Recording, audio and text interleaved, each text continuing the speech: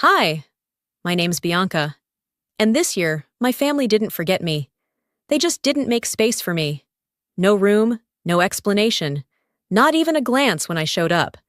They booked themselves into a luxury resort for Thanksgiving and told the front desk, just the real family. But that wasn't the worst part. The worst part? They'd been erasing me for years. One silent dinner, one missing photo, one stolen thank you at a time. And when I finally stopped funding the life they pretended to earn, they called me cruel. So here's my question. What do you do when the people who raised you rewrite the story and leave your name out completely? They knew I was coming. I had confirmed it in the group chat 2 weeks ago, sent my arrival time, even dropped a message the night before. Landing tomorrow at 2 p.m. Excited to see everyone. No one responded. Still, I told myself they were probably busy, that maybe they were planning a surprise or something overly elaborate like Mom used to do for Dahlia. The Breakers was exactly how I imagined it. Grand, serene, blindingly expensive. The kind of place where families wore matching outfits and argued softly about spa appointments. I stepped out of my rideshare, dragging my navy blue suitcase behind me, heels clicking too sharply against the marbled entrance. I saw them before they saw me. Mom, Dad, and Dahlia, sitting by the fireplace in the lobby. They weren't laughing, not quite. Just comfortable, relaxed, like they belonged here. And then they saw me. Mom's eyes landed on mine for a split second. Then she looked away. No smile, no wave. Dad scratched his cheek and turned toward Dahlia, who didn't even flinch. The kind of silence you don't trip over. It's laid down like a rug. I approached the check-in counter, smiled politely at the woman behind the desk, offered my ID. Bianca Holloway, I said, tucking my hair behind one ear. She clicked a few keys, frowned, and clicked again. I'm sorry, she said, voice polite, brows gently pinched. I don't see a reservation under that name. That can't be right, I replied, still keeping my tone soft. I'm with the Holloway family. They should have booked the rooms. She double-checked the system, then again. I could feel it, that tightening in my chest. A man wheeled a baby stroller past me. Someone to my left whispered, Is that her? And I didn't know if they meant me. I do see 2 rooms, the clerk offered, hesitant now. One for Mr. and Mrs. Holloway, and one booked by a Miss Dahlia Holloway for herself and a child. Then she looked up. That's all? My lips parted slightly. So, nothing under my name? Before she could answer, I heard it. That unmistakable voice, with a smile behind it, sharpened to cut glass. Oh, Bianca made it. Dahlia strolled up, her heels announcing every step. White slacks, designer bag, phone in hand. We weren't sure you'd come, thought you'd be buried in work, as always. She looked at the concierge, then me. We only booked for the family. I turned to her slowly. I am family. She tilted her head. You know what I mean. The active family. A smile so sweet I could almost smell the perfume behind it. I glanced back at Mom and Dad, still seated. Mom pretended to scroll through something on her phone. Dad coughed, adjusted his collar, and looked toward the gift shop like it had just caught on fire. The clerk stood frozen. My heart didn't race. It just stilled. I inhaled, nodded once, and said, Thank you for checking. Then I turned to Dahlia. You've made your point. She blinked, like she didn't expect me to be so calm. Wait, Bianca, don't be dramatic. I smiled. It's not drama, I said. It's math. 2 rooms, 4 names. 0 for me. I pulled the suitcase handle tight and walked away. No one followed. Not even Mom, not even to explain. My shoes made no sound on the carpet. Out the tall glass doors, sunlight poured over the palm trees, gentle and clean. I didn't cry. Not then. Not when I stepped outside. But the silence inside me? It screamed. The valet asked if I needed help with my bag. I shook my head, then stepped off the shaded awning and into the afternoon heat. The sun fell across the sidewalk in wide golden strips. Everything around me looked like a scene from a holiday commercial. White linen, clinking glasses, kids running barefoot through sprinklers across the lawn. I stood still. Instead of walking back inside to argue, I tapped my phone. The Lyft app was open in seconds. I selected the airport. A silver sedan would arrive in 4 minutes. That was enough time to breathe. Not cry, not call anyone. Just breathe. A group of guests stepped out behind me, laughing, dragging matching monogrammed suitcases. The man held the elevator door for his wife. She kissed his cheek. I looked down at my phone again. 3 minutes. It hit me, just for a second, that I didn't belong there. Not just at the breakers, but in that family dynamic. I was the punctuation at the end of a sentence no one intended to write. The car pulled up. The driver, a man in his 50s with a kind face, rolled down the window. "For Bianca?" "Yes," I said, opening the back door and sliding in. As we merged into traffic, I leaned my head against the window and watched palm trees blur past. My phone buzzed once. Then again. I didn't look right away. It could have been a work email, a reminder to pay the electric bill. But no. Dahlia. Then Mom. Then home. I turned the screen down. The notifications continued. Messages stacked one after another, like a slow-moving avalanche. Dahlia. Amy was asking where you were. I didn't know what to say. Lorraine. You didn't have to make a scene in front of people. This was not the time. Milton. This isn't how we handle things. Dahlia again. You're being overdramatic. You always do this. I hadn't said a word. Not to them. Not to the concierge. Not even to myself. But somehow, my silence was the drama. I took a long, quiet breath and looked out the window. There were rows of orange trees just past the fence line. The smell of citrus hung in the air, subtle but grounding.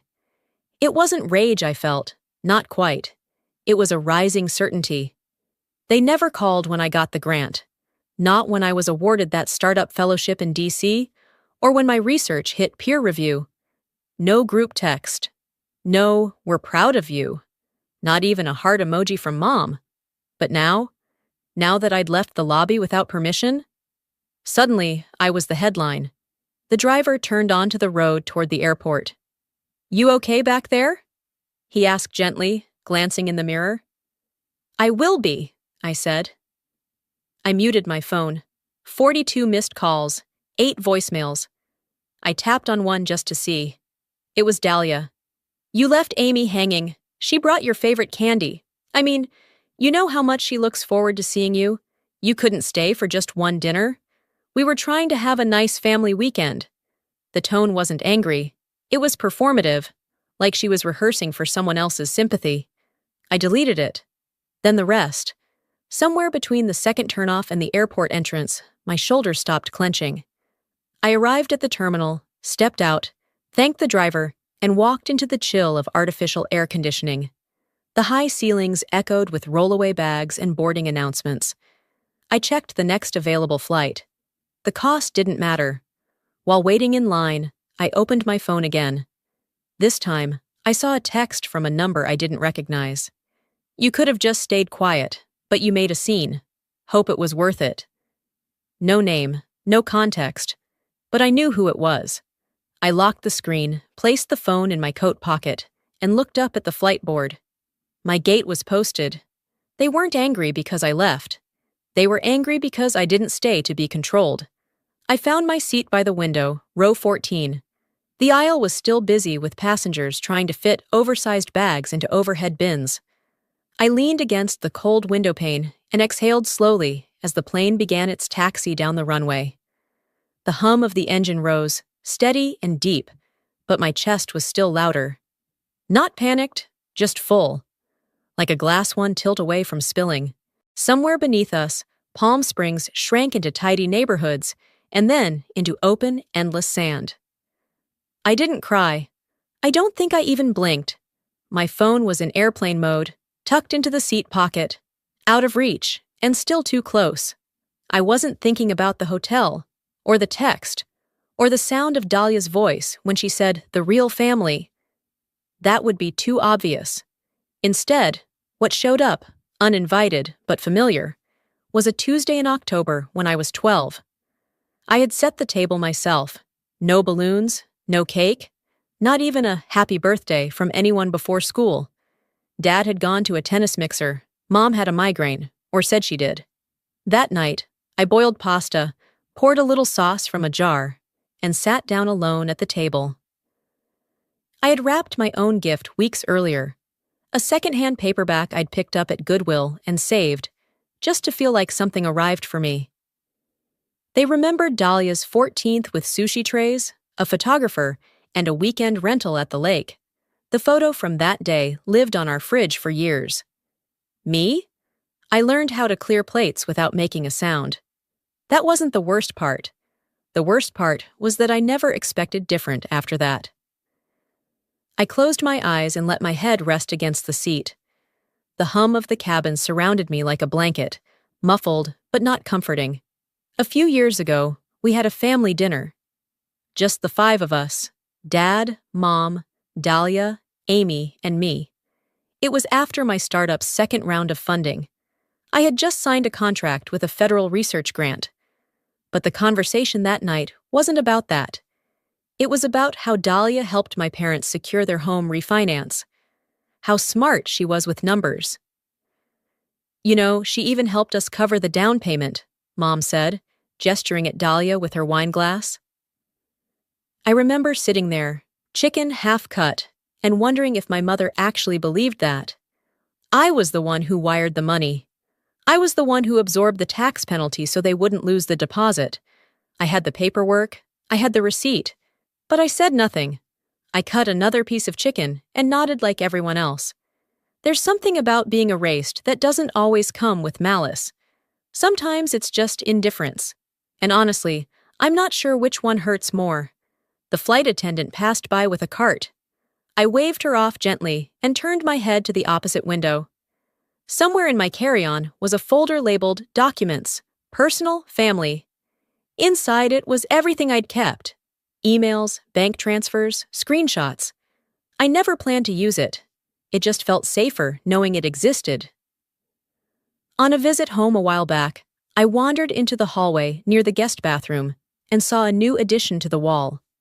A photo collage in a crisp white frame, centered under a sign that read, Walker Family, 4 hearts, 1 home.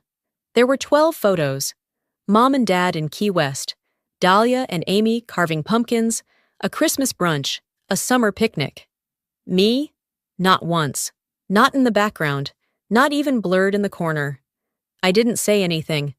I took a picture of the collage with my phone and sent it to my work email with no subject line. I still have that email saved in an unsorted folder. It's probably the only family photo I'll never delete. The captain's voice crackled overhead, announcing our initial descent into Denver. Outside, the light had changed.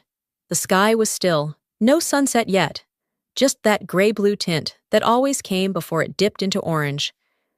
I kept looking out the window, not to see anything, just to let the stillness take shape. The truth wasn't that they forgot me.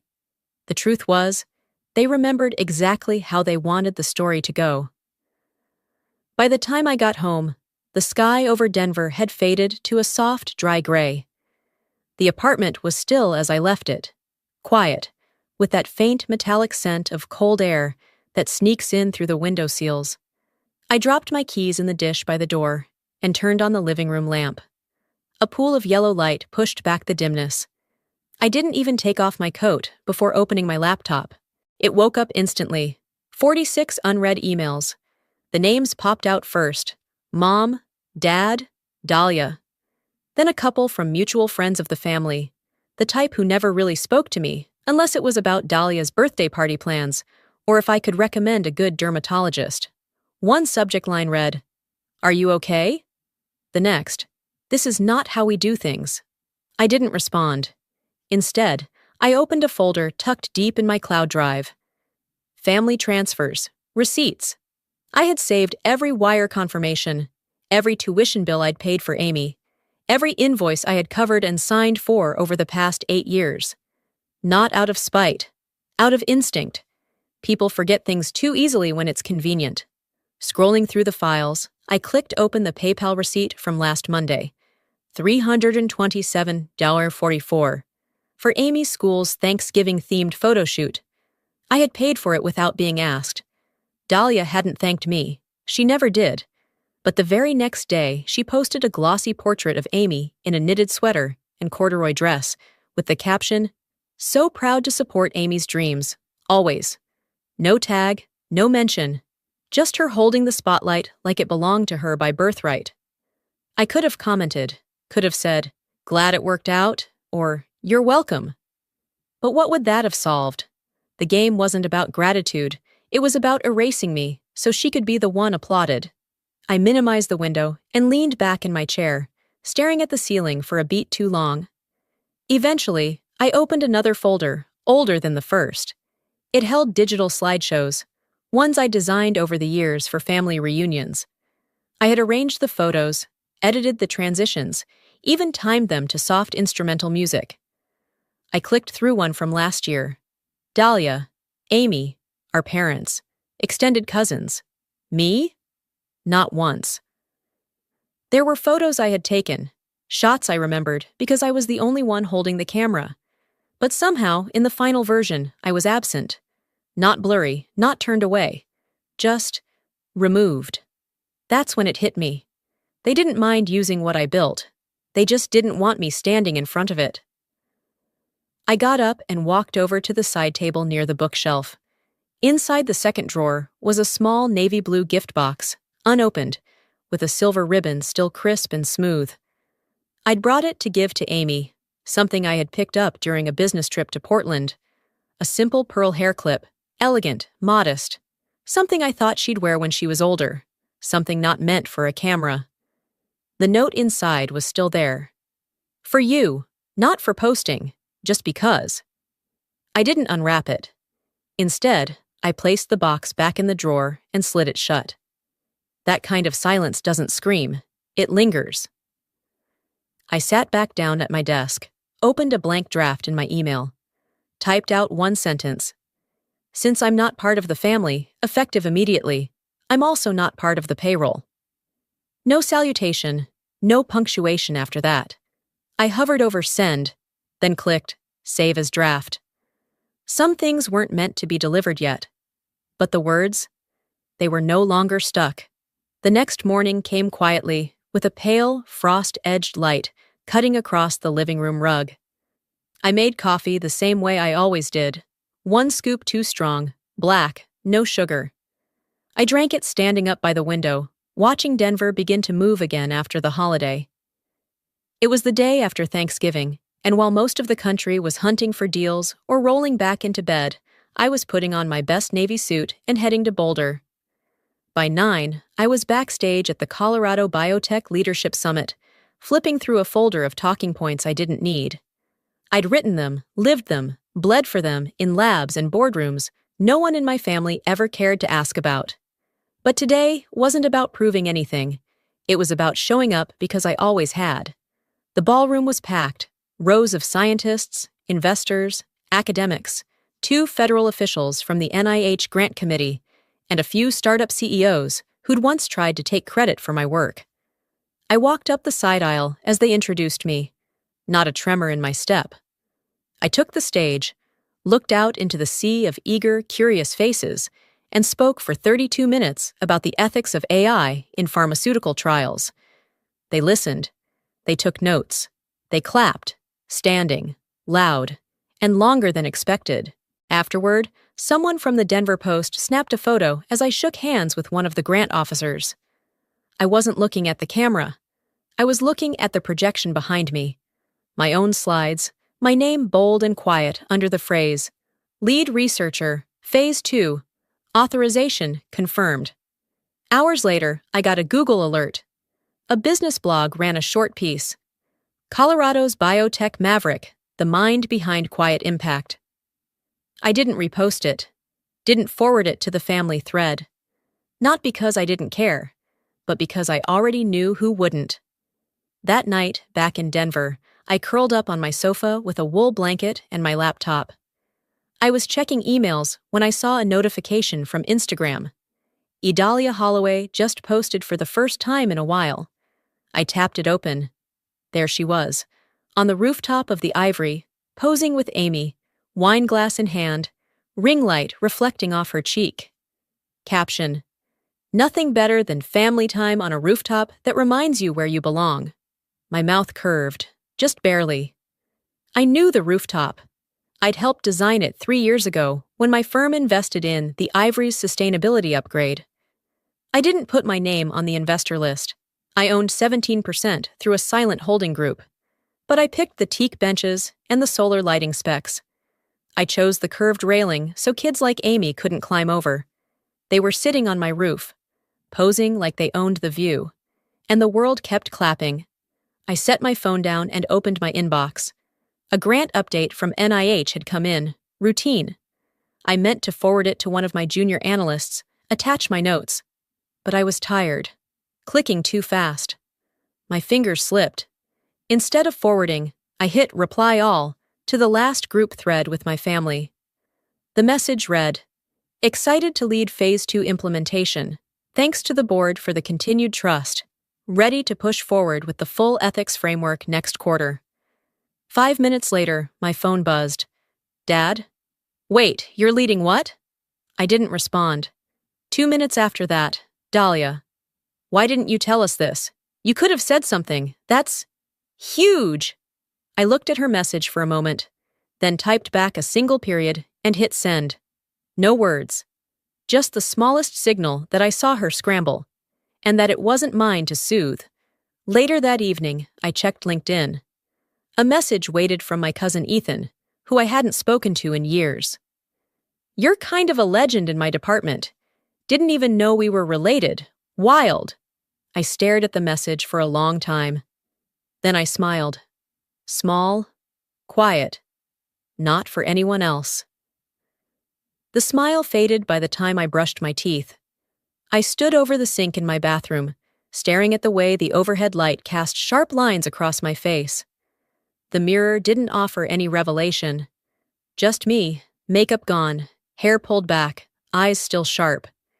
I didn't feel victorious, just finished. Back in my home office, I opened my laptop again. Not to write, not to research, just to see. There it was. 3 new emails, all in the last 20 minutes. The first was from my mother. Subject: what you did. I clicked. You know your sister's always been emotionally delicate. What you did, publicly, humiliated her. You've put a wedge in this family that may never heal. This family is not a competition, Bianca. It never has been. I almost laughed at that last line. The second email, shorter, came from Dad. You could have given us a heads up before going public like that. It's not that we're not proud. We just didn't know. It looks like you were hiding something. And the third, from Dahlia. You always have to make it about you, don't you? All those years of helping, and you never let us forget it. You did it just to hold it over us. Admit it. You didn't do any of it out of love. I sat with those words for a moment. Then I highlighted each sentence that mattered. Put a wedge. Did it out of love? Should have warned us. I didn't reply. Not to them. Not yet. Instead, I opened a different message. This one from Vernon. The subject line, your call. He didn't write much. They made their choices. So did you. You were right to stop. Let me know if you want me to speak with the accountant. I read it 3 times. You were right to stop. That was all I needed. I minimized the window and opened the family finance folder on my desktop. A small subfolder labeled Trust Distribution Vernon Family sat untouched. I moved it to an encrypted drive. Done. Out of reach. No longer my burden to manage or explain. Then I started typing. 2. Milton Holloway, Lorraine Holloway, Dahlia Holloway. Subject, support discontinued. Effective immediately, I will no longer cover or support the following. Amy's private school tuition, monthly HOA fees for the Naples condo family property, upkeep and landscaping, shared credit card tied to my account, all subscription services and utilities billed through my name. Please make arrangements before the next billing cycle. I am not available for negotiation. This is final. Bianca. I blind copied Vernon, and I hit send. No flourish, no extra words, just clean edges. Then I closed the laptop and leaned back, letting the chair creak beneath me. For the first time in years, I heard nothing. No calendar ping, no bank alert, no digital leash tying me to them. They had told themselves for so long that I was the strong one, which, in family code, meant the one you could pile everything on because she'd never drop it. The one who'd pay, patch, fix, and stay silent. I didn't drop the weight. I handed it back. The evening stretched long and still. Outside, the street was wet from melting sleet, cars hissing along slowly. My phone lay screen down beside me. It hadn't buzzed since I sent the email. That silence should have comforted me. But I knew it wasn't peace. It was recoil. Their chaos, searching for somewhere new to land. I didn't try to stop it.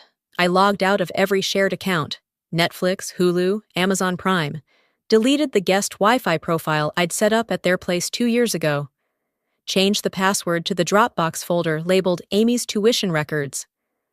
At midnight, just as I was about to power down completely, my phone lit up. Caller ID, home. The name sat there on the screen like it belonged to someone else. I didn't answer. I didn't even consider it. I watched the call ring through, then stop. No voicemail, just static left behind. They used to say I was ungrateful, that I didn't understand how much they'd done, but I knew the truth. You don't rip roots from someone who watered the whole tree and expect no collapse. Saturday morning unfolded like it always did, with the rituals I clung to like armor. I stirred the sourdough starter, fed it with quiet precision, made my coffee, and sat on the edge of the couch, half awake, scrolling my phone with the kind of numb autopilot only early mornings can bring. But the moment I opened Instagram, something in the air changed. Not physically, no wind shifted, no eerie silence fell. But internally, the atmosphere tightened. A chill crept in that had nothing to do with the room temperature. 13 notifications, a tag, a mention. And then, that post. The photo was familiar. Delia, glowing, poised near the railing of the Ivory's rooftop garden. The same rooftop I'd spent months helping to design, fund, and furnish. She stood in a shaft of sunlight, like she was born to be there. Amy tucked under one arm like a glossy accessory, a flute of Prosecco balanced in her other hand like a crown jewel. Her caption was long. Too long for the standard attention span. I had to tap more to read the rest. That alone should have told me something. Some people think success means abandoning the people who raised them. We gave so much, loved as best we could. But not every heart knows how to love back. Not everyone values loyalty. And when they erase you in silence, you find your voice another way. I stared at the screen, blinked once, then again. Then took a sip of coffee, not taking my eyes off the words. Within seconds, I saw that Mom had reposted it. No edits. No commentary of her own, except a single line below it. We did everything we could. Some things can't be bought. The likes climbed fast. So did the comments. I recognized the names. Neighbors from the cul-de-sac, people from church, a couple of Mom's old book club friends. So sorry, Dahlia, you deserve better. This is heartbreaking. She'll come around, they always do. No one said my name. No one had to. I was the ghost in the margins of their grief. The silhouette they filled in with whatever version of me made the story work best. I knew the role they'd given me. The ungrateful daughter. The sister who chose money over love. The one who walked away. Except I hadn't walked away. I had carried. Quietly. Constantly. And until now, without complaint. I set the coffee down. The warmth suddenly too sharp against my palms. Opened my laptop, navigated to a folder I never thought I'd need to open like this. Family records. I had kept it obsessively, updated it weekly, not because I was waiting for a fight, but because patterns leave trails. And I knew, somewhere deep down, that one day I might need to show mine. Receipts, PDFs, screenshots, wire transfers, tuition letters from Amy's private school with my email as the main contact. It was all there. I opened Canva, created a clean professional carousel. Not a smear campaign, not a rage spiral, just facts. Quiet, cold, organized. Slide 1, $47,380, 60 paid in tuition and fees for Amy's education over 6 years. Slide 2, $21,700 property upkeep, including roof repair, plumbing fixes, and 3 years of back taxes on the house I didn't live in. Slide 3, $14,200 gifts, vacations, emergency dental work, Dahlia's car repair after the little accident last December, a loan that was never repaid, never acknowledged. I didn't add red arrows or circles. I didn't highlight or italicize or annotate, just data. Like I was preparing a report. And on the final slide, I was told family doesn't need to keep score. But when you're erased, silence becomes consent. I posted the carousel on Instagram, shared it to LinkedIn too, with a caption as stripped down as my patience. This is not revenge. This is correction. I didn't tag anyone. I didn't write a name. But anyone who knew the people involved could connect the dots. Within an hour, the post had over 3,000 shares. By lunchtime, Dahlia's original post had vanished. I didn't screenshot it. I didn't need to. The echo of it had already been absorbed by too many. Still, its removal felt like a small shift in gravity. A quiet admission. Messages started trickling in, from someone I hadn't spoken to since senior year. I always wondered how she afforded all that. Now I know. Another pinged in from my father. No greeting, no punctuation. Was that really necessary? I read it. Let it sit. Then closed the message. And then came Amy's. Is it true you bought me the clip? She meant the barrette. The rhinestone one she wore at her school recital last spring. The one she'd gushed over. The one Dahlia said had come from some boutique she couldn't remember the name of. I replied, yes. That was all. No qualifiers, no self-defense. Just the truth. By sunset, the post had cleared 10,000 shares. I never checked the comments. Didn't open the think pieces or reaction threads. I wasn't interested in shaping a narrative. This was never about followers, sympathy, or going viral. It was about reclaiming the space where my story had been erased. Not louder, just clearer, not bitter, just true. Some things can't be bought, but some things, once given, deserve not to be buried. The quiet that followed was different. Not the kind that asked to be filled, but the kind that settled into the bones. I spent Saturday night with a book open, but unread, letting time pass without naming it. When the light outside turned gray-blue again, I didn't resist the morning. I got up, pulled on a thick sweater, and poured myself coffee. The alert came at 8:17 a.m., an email from Rowan and Doyle, LLP. I recognized the name. Vernon had used the same firm when setting up his living trust 10 years ago. The subject line read, Notification of Trust Disbursement Adjustments, Immediate. The message was formal, cold in tone, but warm in implication. To all listed beneficiaries of the Vernon Holloway Family Trust, effective immediately, all financial disbursements to Milton Holloway, Lorraine Holloway, and Dahlia Holloway have been suspended indefinitely. This decision was made following actions deemed inconsistent with the values of the grantor. In Vernon Holloway's own words, cruelty cloaked in image cannot stand beside dignity earned in silence. Distribution to Bianca Holloway will continue under the same terms, with full discretion moving forward. This decision is final. It was copied to all three of them. I wasn't BCC'd. I was CC'd. Equal footing, equal visibility. At the bottom, Vernon had signed off directly. I stand with Bianca. This is final. I didn't cry, but I did sit back and close my eyes. I imagined the moment they'd opened it, Mom reading it over the edge of her coffee, Dad muttering something about being blindsided, Dahlia furiously texting her attorney friend in Los Angeles. And for once, I didn't care.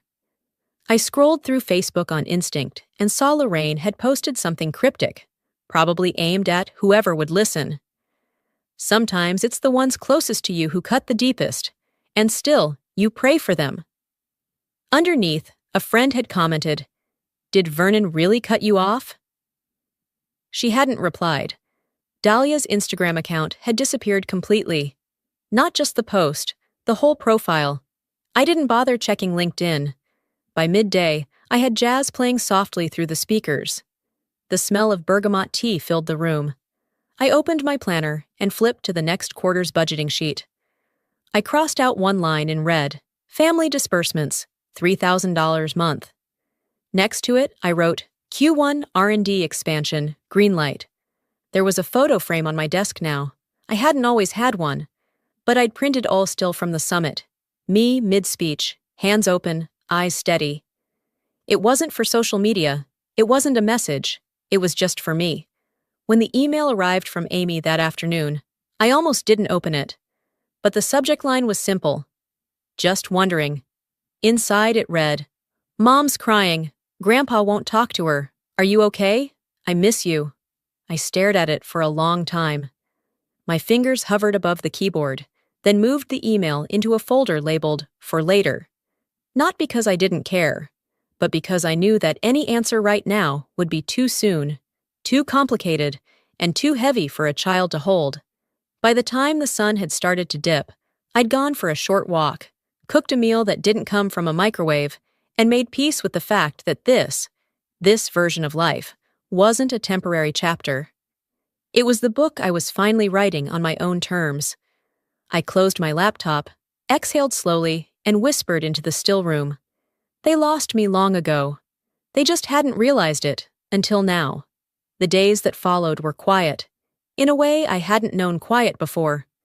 Not the kind that comes when no one's talking, but the kind that settles in after the shouting has stopped. There were no more emails, no more calls, just the hum of the heater cycling on and off, the slow melt of snow outside the window, and a stillness I didn't have to earn. I was halfway through my second cup of tea when the email arrived. The sender's name didn't ring a bell, but I opened it anyway. Bianca, I probably shouldn't write this, but I've been thinking about it for days. I saw the post, and I saw how your mom and Dahlia responded. I was there for some of those birthdays, some of those dinners. I watched how they treated you, and I never said anything. I should have. I'm sorry. There was no ask, no attempt to reconnect, just a late apology sent into the void. I didn't respond. I bookmarked it and closed my laptop. Sometimes truth shows up late, but at least it shows up. That evening, as the light thinned across the city and the first flakes started to stick, I walked to the drawer where I'd placed the Navy gift box. The ribbon was still intact, tied like it had been waiting for the right moment, not the right person. I opened it slowly. Inside, the pearl hair clip rested on its cushion. Underneath was the note I'd written months ago. For you, not for Instagram, just because. I held it in my hand longer than I expected. The metal was cold, but not unkind. Instead of mailing it, I placed it into a new velvet pouch I had ordered online earlier that week. I rewrote the card. Same message, slightly different ending. For later, when truth matters more than appearances. I didn't know if Amy would ever wear it, but I knew I wouldn't give it while it could be claimed, displayed, or spun into someone else's post. Some gifts are meant to be earned in time, not delivered on schedule. A few days later, an envelope arrived. Handwritten, uneven, clearly from a child. The return address was the family's house in Naples. Inside, on lined notebook paper, in purple pen, was Amy's handwriting. Aunt Bianca, I found the receipts. I found the clip too. I didn't know. I'm sorry. I miss you more than I miss the stuff. Love, Amy. I sat with it. Not in sadness, but in something older than sadness, acceptance. I read the letter 3 times. Then, I folded it carefully and placed it in the same drawer as the clip. Children learn what love looks like by watching who gets left out. They notice who always takes the picture but never appears in the frame.